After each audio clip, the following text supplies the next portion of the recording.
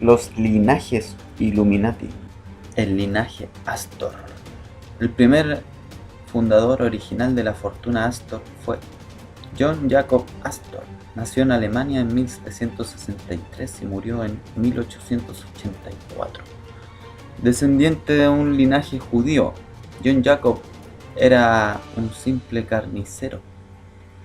En 1784 viajó a América, después de una breve estancia en Londres, Inglaterra.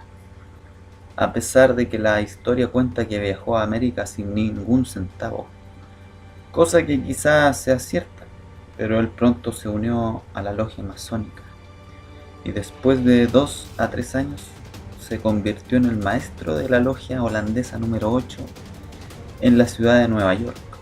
Esta logia holandesa es una de las tantas que tiene buenas conexiones con los altos rangos de la élite Illuminati. Un ejemplo de la logia holandesa número 8 es Archibald Russell, cuyo padre fue presidente de un semillero real de mucha acción de la élite Illuminati. Para 1778, curiosamente Astor era ya maestro de la logia masónica número 8. Esto es interesante considerando que Astor no podía hablar inglés a su llegada a América y supuestamente era muy pobre. John Jacob Astor fue siempre muy famoso por ser un tipo de corazón frío, antisocial, un hombre que carecía de carisma, encanto y gracia. Y era muy pobre los primeros años que estuvo en Estados Unidos. Siendo así, ¿cómo llegó a tan alta prominencia en tan poco tiempo dentro de la masonería? Ciertamente no por sus gracias sociales. Un relato cuenta que una vez, en una cena dada por las élites, sus manos se ensuciaron durante la comida. Él tomó la camisa de una persona que estaba a su lado y se limpió con ella. Su original expansión financiera vino al realizar una serie de tratos oscuros y torcidos en compras de bienes raíces en el área de Nueva York.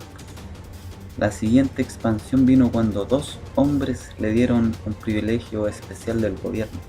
Esos 2 hombres eran el presidente Jefferson y la secretaria Gallatin, o Galatin, no sé la pronunciación, ambos miembros del Illuminati. El gobierno de Estados Unidos formalizó el embargo de todos los barcos americanos que zarpaban con bienes en el año 1807. Pero Astor tuvo un permiso especial de estas 2 personas y pudo zarpar con su cargamento completo. Su barco zarpó y tuvo unas millonarias ganancias en las cuentas de ese día. Astor extrañamente se benefició enormemente de la guerra de 1812, misma que paralizó a casi todos los demás barcos mercantes americanos. Astor también trabajó junto a George Clinton, otro miembro de los Illuminati, en tratos de tierras. Y a propósito, Clinton, el apellido Clinton. Incluso en ese periodo de la historia, la inteligencia británica trabajó para el Comité de los 300 y las 13 familias de alto rango. Es interesante que John Coleman, quien tenía acceso a documentos secretos británicos, por ser un agente de inteligencia, haya descubierto que John Jacob Astor original haya sido también un agente secreto. Las 13 familias líderes Illuminati tienen conexiones muy importantes con los cultos de las agencias de inteligencia británica y americana. Antes de 1817, Jacob Astor entró en el comercio de pieles y siguió siendo el mejor jugador importante en ese rubro, hasta que se salió en 1834. Al correr de los años se las arregló para establecer un monopolio. ¿Cómo logró desplazar a los demás del negocio? Es una gran pregunta. Tengamos en cuenta que los blancos han estado en el negocio de atrapar pieles por varias centurias. Y los indios, quién sabe por cuánto tiempo. Astor, un tipo que apareció de la nada, en unos cuantos años se hace cargo de toda la industria.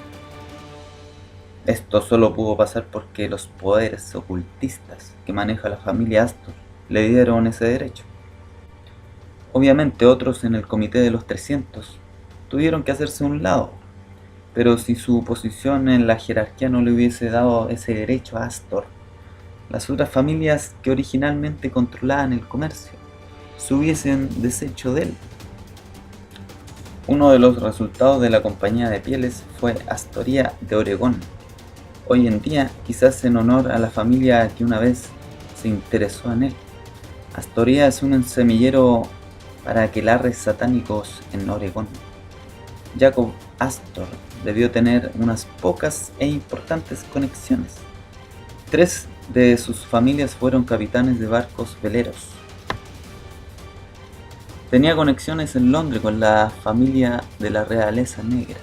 Él se casó con una Todd, una familia frecuentemente asociada al satanismo. Su esposa, una Todd, estaba también conectada a la influyente familia Breport. Y finalmente, por alguna razón, Jacob Astor tenía relaciones con los políticos de aquellos días. Quizá porque la mayoría de ellos también eran masones, nada sorprendente.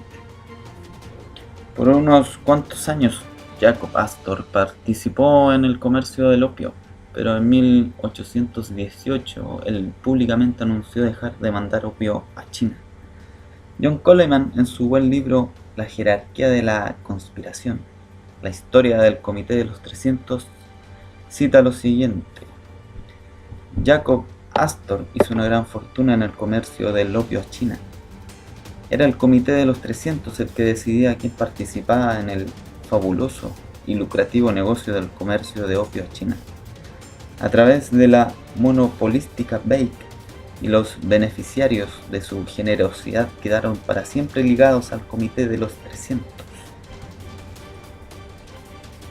Resulta interesante que otra de las 13 principales familias Illuminati, los Russell, tomaran también su tajada del lucrativo comercio del opio con China.